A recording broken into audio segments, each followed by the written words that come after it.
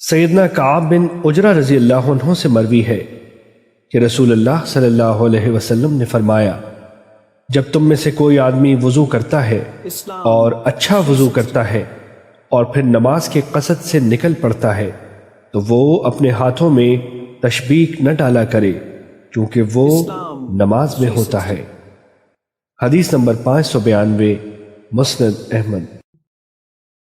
سیدنا عقبہ بن عامر رضی اللہ عنہ سے مروی ہے، وہ کہتے ہیں میں نے رسول اللہ صلی اللہ علیہ وسلم کو یہ فرماتے ہوئے سنا، جب بندہ وضو کر کے مسجد میں آتا ہے تو اللہ تعالیٰ اس کے ہر قدم کے بدلے 10 نیکیاں لکھتے ہیں، پھر جب وہ مسجد میں نماز پڑھ کر وہیں بیٹھ جاتا ہے تو وہ روزہ رکھنے والے اور قیام کرنے والے کی طرح ہوتا ہے یہاں تک کہ وہ لوٹ آتا ہے۔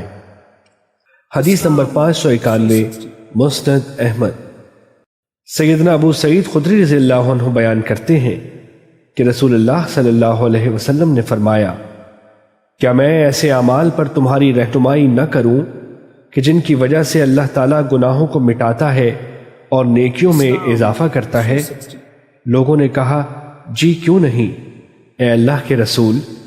آپ صلی اللہ علیہ وسلم نے فرمایا، ناپسندیوں کے باوجود وضو مکمل کرنا، مسجدوں کی طرف زیادہ چل کر جانا اور ایک نماز کے بعد دوسری نماز کا انتظار کرنا۔ حدیث نمبر 589، مسند احمد۔